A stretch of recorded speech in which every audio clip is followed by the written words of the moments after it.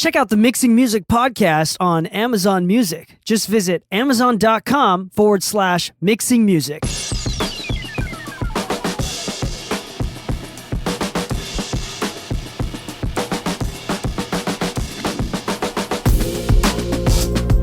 Hello and welcome back to the Mixing Music podcast. I am your host, Dee Kei, and with me as always is my lovely co-host, Leviathan Lu. Well, Lou, I asked Lou what nickname he wanted. That was the name that he thought of, and I was like, what the heck is a Leviathan? We looked it up. It's a mythical serpent-like monster, so yeah. It's pretty badass, I'm not going to lie to you. Yeah. That's a pretty badass nickname. Honestly, I like it. Yeah, I like it too. Let's keep it. Yeah. This is a good episode. We'll go right into it. It's about automation and the importance of automation. I think we've talked a little bit about automation in the past, but we want to dedicate another episode to it and the importance of it. I want to start off with this concept. If you are a producer or if you mix, obviously, you're gonna recognize production and arrangements, regardless of whether you're a mixer or a producer, right? Yeah. Songwriter. Have you heard of the concept ear candy? Yeah. I'm saying this for the audience, right? Yeah. Ear candy is like those moments where it's just like, ooh, that was nice. And it can even often become moments where it's like, ooh, that little like the let's say the rain stick or whatever it is, that little hook that happened right there with the guitar. Added to the experience. Oh yeah, that thing that only happened once or twice in the entire song. Yeah. Right? That like kind of made the song for me. Like there's songs that do that. Yeah. And we call it ear candy. Money moments along those lines, right? And this ear candy is incredibly important for producers, and oftentimes that's some of the biggest feedback for producers. Like we want more ear candy, and there's some producers out there that are absolutely amazing at ear candy. And I want to be clear, and don't worry, this has something to do with automation. The reason why I bring this up is because I was talking to one of my students about the importance of automation. Okay. And he specifically brought up automating like effects, reverbs, and delays and stuff. And I explained it like this. Just like ear candy is only ear candy when it is placed thoughtfully, like, and sporadically. Yeah. Same too with reverbs and delays. Yeah. If you put in a blanket reverb or a blanket delay, it is so boring and the production, the mix feels cheap. Yeah. Same thing with volume automation and levels and other things as well. I'm not saying that you have to automate every single Q factor and gain of each point on the EQ. You know, that's not necessarily necessary. That's not necessary. But especially with effects and sends, let's start with that. Automating it and making sure that it changes from section to section, that it's emphasized in some parts of the song than others, is what keeps the effects, reverbs, and delays interesting. So if you've had a trouble getting interesting effects, reverbs, and delays on your vocals or on your instrumentation, automate them. Turn them on and off. Make it more and less in different section. Yep. Great example of this is Boyfriend by Selena Gomez, mixed by Tony Maserati. In the first verse alone, I've been up all night, big reverb, pretty restlessly, and then dry. And like he'll like play with it in a single verse. He'll mess with the reverb throws and delay throws, and it keeps that verse so interesting. Just listen to the first verse of Boyfriend by Selena Gomez. I think that's a great example of how mixing can really change the vibe and feel and get you to appreciate the space or lack of space when you play with it. Lou, let's dive deeper into that, Lou. Tell us how you like to automate your effects. So one of my favorite things to automate, which people have kind of told me like, oh, you could actually just, cut and edit that. I'm like, yeah, you can, but this is a little bit easier with automation, depending how much you want to be changing this. Autotune. Ooh. Yeah. Main reason is that there's a lot of functions in Autotune. Like I'm especially going over this, like, because like currently right now, before we linked up, you saw I was recording like an Autotune video. So it's kind of funny because I was talking about the vibrato section of it. And this is kind of one of the things that I learned by listening to one of Tizio's mixes, or at least I believe it was Tizio, but it's Who's Gonna by Chris Brown, which is just, a modern version of the original record. Let's just be honest. Like it's a dope record, but we know what he was trying to do. But there's this one sustained note where like you hear him sing it, and then the vibrato almost inhumanely triggers. Same with Poland. Yeah, Poland with what's his face? I took the walk to Poland. But it's really cool because it's one of those things that like, yeah, you can make cuts and edits, but let's say that you actually wanted to control how much of it and when it onsets and everything, you can actually automate all the controls in even something as simple as auto-tune. Lil Yachty, that's who that was. Lil Yachty, boom. I'll be honest. That's probably the one record I know. It's probably like the one record I know. But anyway, that's good use of synthetic, like vibrato. Yeah, because I know some people use what is it, tremolator? I know Nels uses that on Shadows. I believe the record was. Yeah. And it's kind of dope because it's like it's tremolo versus vibrato. Vibrato is modulation on pitch, and tremolo is modulation dynamics. on Yeah. So it's really cool because like if you learn to actually even play with these things, you can also change the performance of the vocal, not just the tone of it or anything. Like you can always automate like saturation. You want the guitars to get a little more distorted during the chorus or something, but you actually like where the saturation's sitting. You're not trying to make too many edits. You could just up it for the chorus and you're done. But like autotune is one of those things I don't always see automated. But I started seeing people like Baines and Tizio doing it more after that record, where I started pinpointing by listening, like, yo, I noticed that there's a lot more autotune on these 3 lines, and then on these lines, there's a lot less. And it's intentional. I've done that a few times for like artists where they sing the chorus and they like rap the verse, like less singy. But I've done a couple things. I've automated it in the past when they recorded it on one track, or they only sent me one track. They comped it and sent me one track. I've also just duplicated it, or they've had a separate track for the verse vocal, so I just did 2 different instances of autotune. I've done that too. Yeah. But automated, like especially with like autotune effects, where it's like there's a bunch of cool things that you can automate and whatnot. Yeah. Definitely moments, automating different things. You can automate presets. I've automated EQ before. I was talking about how you don't have to do that. But like, for example, we want more of that filtered effect in the chorus. I've even gone as far as like, there's a really big 1.2K resonance in the voice only when they go into the upper register of their voice during the chorus. Yeah. And it's really annoying. And so like I either, and this is where like sometimes you can just automate them, creating automation, or just like duplicating the track and just having a different instance of EQ. For just the chorus again. And for something like that where I have a bunch of plugins, not just the EQ, I'll probably automate it rather than duplicate all of the plugins and just change the EQ one again. Yeah. You know, but that's just a workflow thing and trying to use less CPU as well. But what other effects? Okay, so one of the fun ones is doing ping pong delays. Ooh. Yeah. So have you ever like heard a song where I love like ping pongs. Exactly. But have you ever heard like on certain delays where they just start fading to one side or the other, but you actually want to control where it's going? There's stuff like Pan Man or Auto Pan from Avid, and I'm sure every DAW has their own stock Auto Pan kind of feature. But I've actually always enjoyed if somebody says like move to the left, throw a delay to the left, move to the right, throw the delay to the right. You don't want to create separate bus groups and pan them. No, it's just easier to just automate things. So you move with the lyrics and how those delays play with it.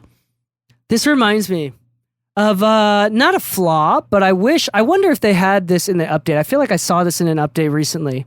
But one of the things with Pro Tools about panning stereo tracks is that you have to automate the left and right pan independently. It's so annoying. So what I do is I just put like an S1 imager from like Waves, and then I just like automate that. Yeah. So it's like automating a single plugin or a single knob rather than everything. Whereas like Logic and Studio One, it's just a single slider. For stereo and mono tracks. I think that's super actually nice with panning. But yeah, that's super interesting. There's many things that you can automate. Yeah. Like I'll automate Saturn. You know that I guess FabFilter Saturn, which is a saturation plugin. Yeah, exactly. But I'm trying to remember what I called the video. I don't like the have Saturn trick. yet. Really? I've like for all these years that I've been mixing, I have not bought Saturn yet. I got you. But I've never used it. It's really funny because like so with Saturn, if you take the saturation and reverse it, it actually does this thing where like some of the signals, some of like the tones that like the room tone, you can actually start sucking it out of the audio source. So I uploaded a video where I saw like that. a clap has a ton of reverb behind, and you're like, I just want the sample to be dry. I took the saturation and fully reversed it, and it came out completely You can dry. reverse saturation? Yeah, with Saturn. It's insanely cool. It's Whoa, not that's necessarily interesting. reversing saturation, but rather changing how it feeds into the saturation. That's You interesting. can- I've seen you can change that the video. dynamic Where's that video? control. Is that on your It's YouTube on channel? YouTube, yeah. What is that? Is that just Mastered by Lu. just type in on YouTube Mastered by Lu. You can find his videos. Saturn 2 trick. Saturn 2 trick. Yeah.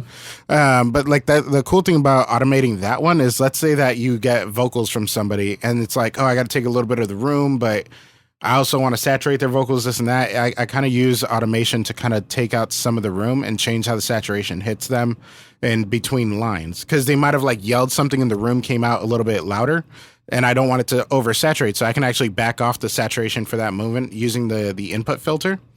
And it actually deadens the room a little bit and softens the attack into the saturation. So like using automation in a creative way of trying to do two birds in one stone. Interesting. That's actually a really good idea. I've definitely automated like gates and different things. Yeah. Triggers as well. But yeah, so like we have reverbs and delays. One of my favorite tricks, take this as you will. I love to do an alter. So in my delay send, I'll do like a little alter boy. Okay. And I'll pitch it down an octave or up an octave and do a little bit of the format shifting as well.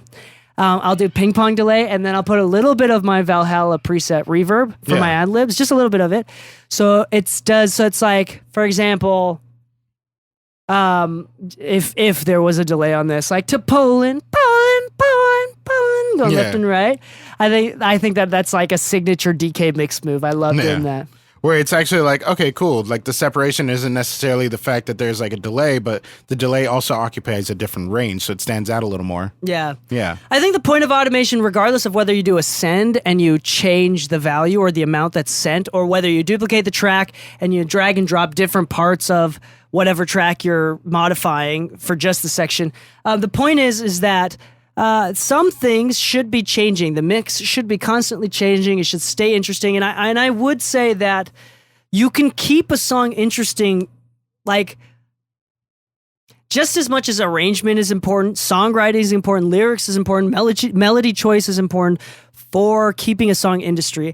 I can also argue that you can make a song uninteresting by having a boring ass mix. Yep. And you can make a mix sound expensive and interesting, at least maintain that level of interesting that it's supposed to be, if you spend time automating. Yeah. Both in levels. And let's talk about automating levels now. Yeah. Honestly, something that everybody needs to level out is their delay. It's cool to have it constantly going. Oh, know what I mean? I'm saying that if you don't, to be fair, that's like the biggest cheap things for me. Like if you have a blanket delay that never moves. Yeah.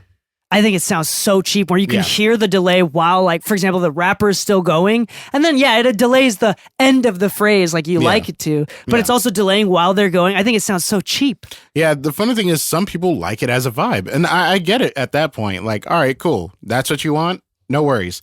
I'm going to automate it down outside for the words that we want to emphasize. That way the delay hits a little bit harder in those moments, but you still have that big wash of delay sound. Like I know when I'm recording with Keyshia, like she likes a lot more reverb and delay than I typically like to record with other artists, but that's part of her vibe. And so if I play it back for her drier, it doesn't sound as good. So what I've done is I actually have a sidechain filter that goes into the actual delay. There's a compressor after it. And then that will actually compress the signal as she's going. But when it lets go, it actually brings the signal back up a little bit. It's no longer compressed. So it kind of auto does the automation. Yeah. So like while I'm recording, I don't have to worry about like automating the sections after. I used to do that heavily. Yeah. Comeback Kid by Baby Audio has the auto ducker. Yeah. It's but yeah, I think that's better than nothing. I really like the relayer. Relayer I found out through Bob. It's from the same people that make the Hawk synth. What is it called? I forget their name, but UVI. But basically, Relayer actually has like an advanced section page where you can actually control all the parameters and how it's affected. And one of them is a ducker where you can set the threshold, the sidechain input, and how much specifically you want to actually limit the ducker to do and everything, how fast you want it to respond. You can make the third delay louder than the first delay. Exactly. You can make all the delays go left and then the eighth one go right for some reason. Yeah, I've seen that one before. It's such a powerful plugin, but it allows you to somewhat automate internally, but it's still not going to be a perfect fix because it's an auto fix.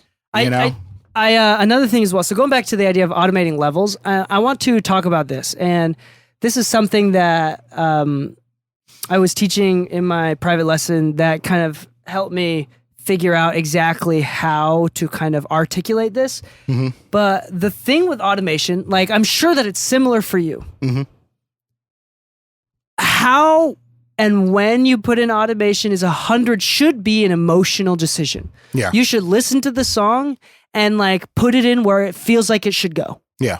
That's how it should be. Like, for example, I don't turn up the volume of the bass during the choruses, automate the volume to go louder during the choruses because that's what someone told me. Mm-hmm. I do that because I know I want, in this mix, what I'm hearing when I play back the song is the chorus should have like a little bit more energy and punch than the verse. Yeah. Okay, what's one way that I can do that? Adding a little bit more low end. That'll translate into a little bit more energy during the chorus. What is one way of doing that? Oh yeah, automating the level of the bass. See how I'm not immediately jumping to step 3? Mm-hmm. When I feel like people do this too often, they're like forgetting about the emotional context of the purpose for these techniques, which is what you shouldn't be doing. And the secret to all of this, like the reason why some people think like all of the Mix with the Masters videos are like laughable is because there's no secret. There's very, very, other than Andrew Sheps, there's very, very few engineers that are doing extremely complicated, groundbreaking techniques. Yeah. It's not that. They're doing, in this, as a listener right now, you are probably focusing more on groundbreaking, creative uses of these plugins than anybody winning Grammys right now. That could be applied to anything. Like literally yesterday, I was asking Henry, he showed us a new workout type for leg day, right?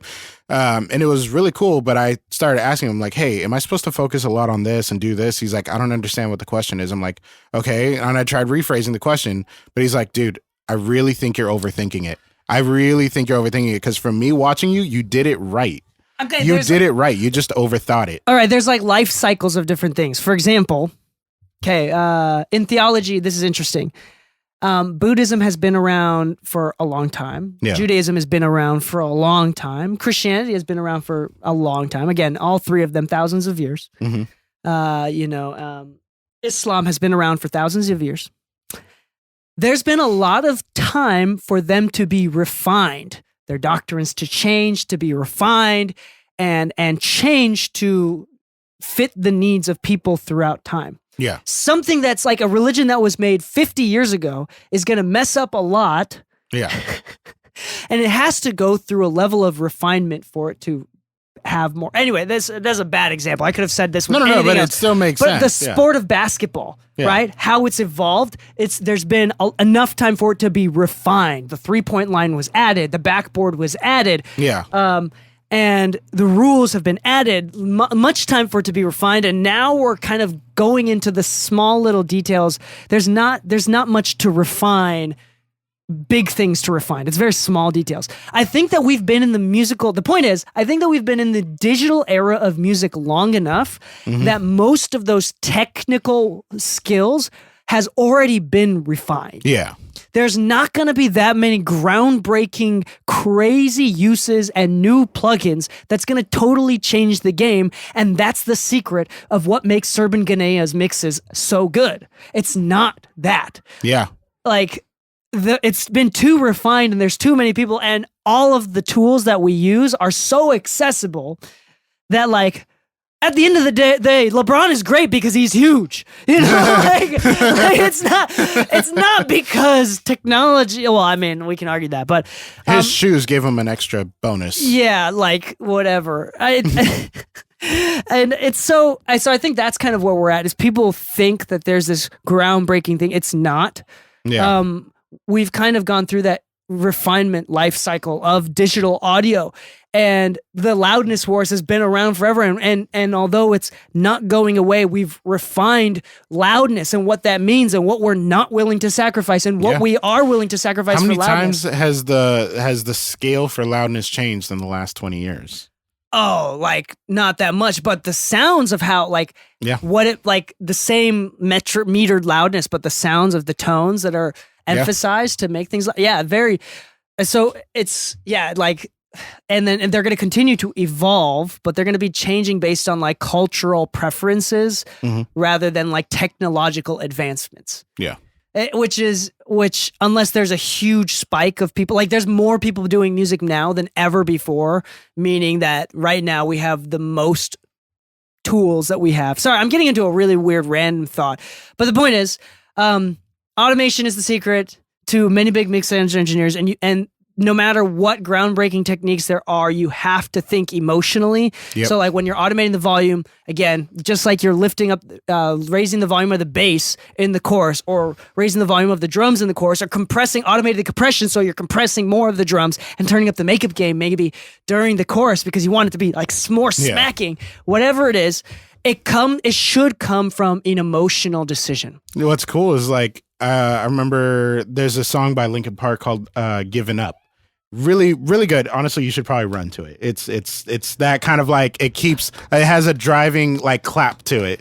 Like it's got to really be the right BPM. Oh yeah, he's referring to as I've been running every day recently. I have a 170 beats per minute playlist where I like match the tempo of the beats to my strides. Yeah, and I have a damn good playlist. But this song actually has this one thing that I was noticing because I lift to it all the time because like it really keeps the pace going. But I was listening to it and didn't notice this until recently, where at the chorus, the entry of it, the lyric is "I've given up," and on the word "up," it's like 1 decibel, maybe 2 at most decibels louder, and then you immediately hear that the rest of the vocals in the chorus are a little bit quieter.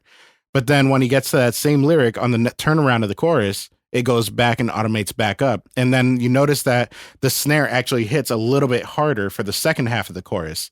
And all of this keeps that driving energy. And then when the chorus goes out, everything goes down.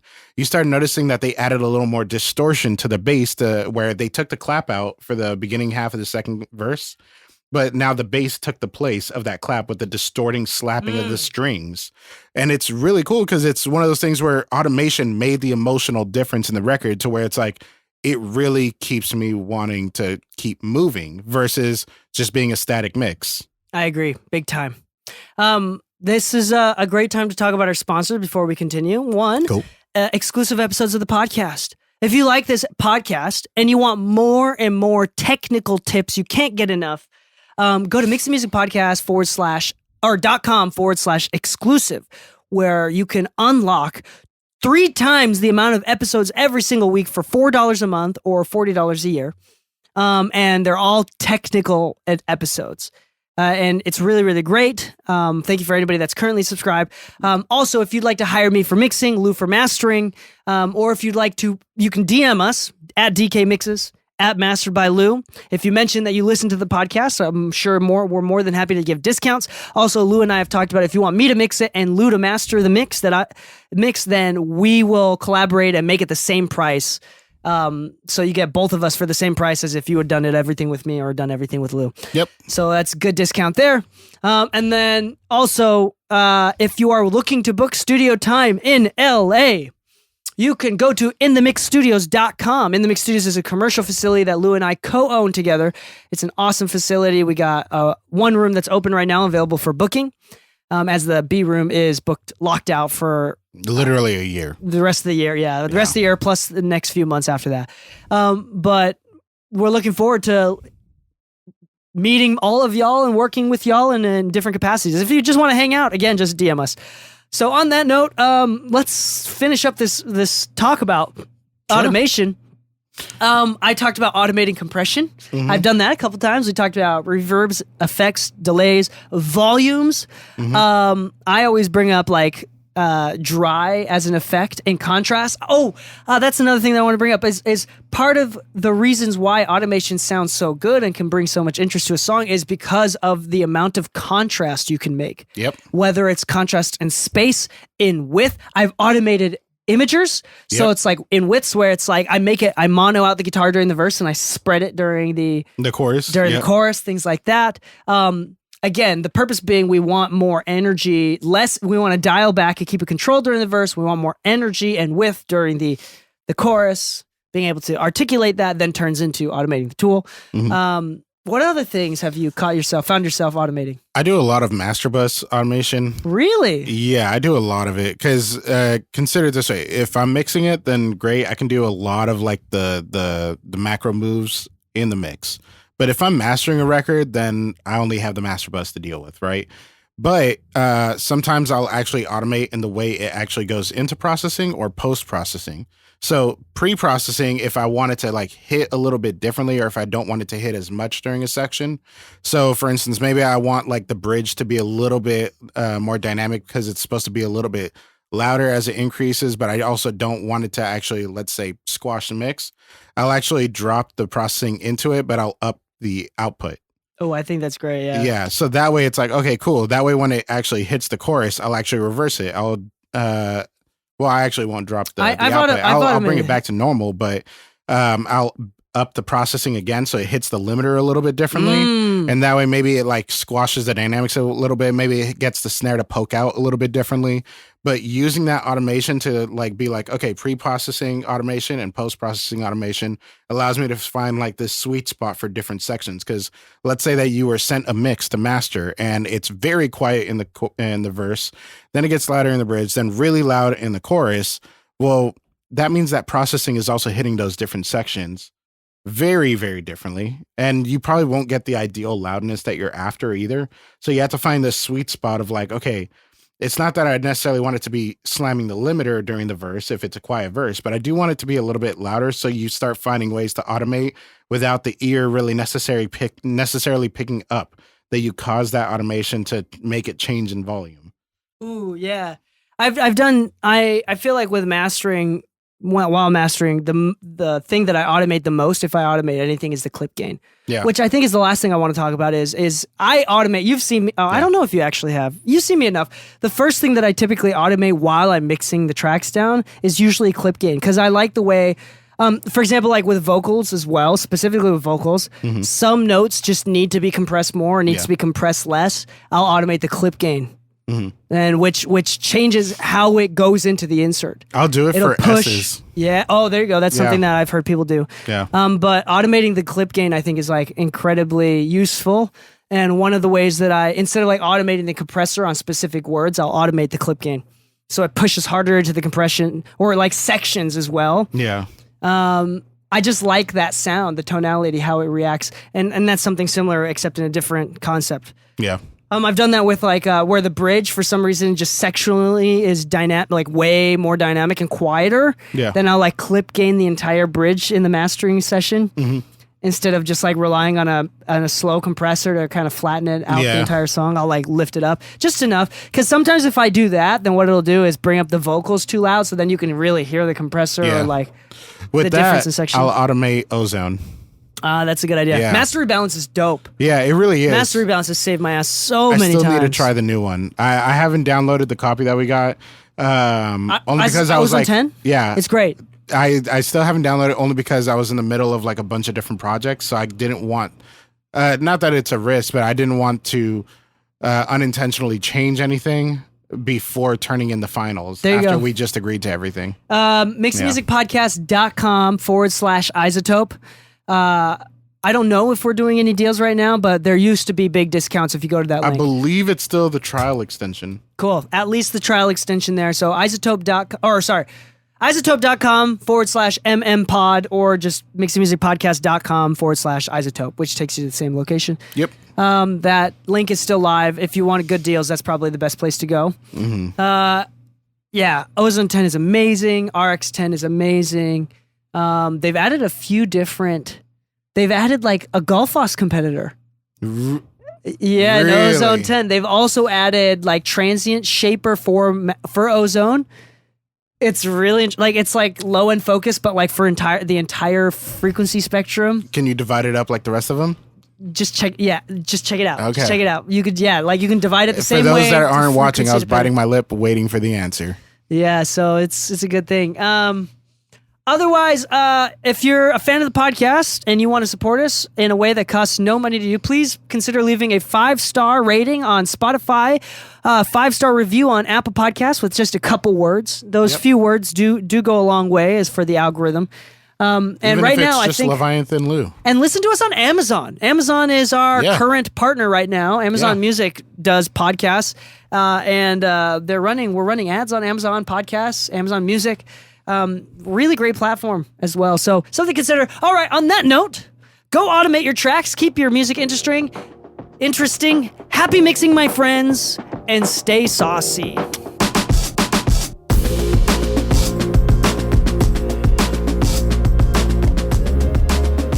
Check out the Mixing Music podcast on Amazon Music. Just visit amazon.com/mixing music.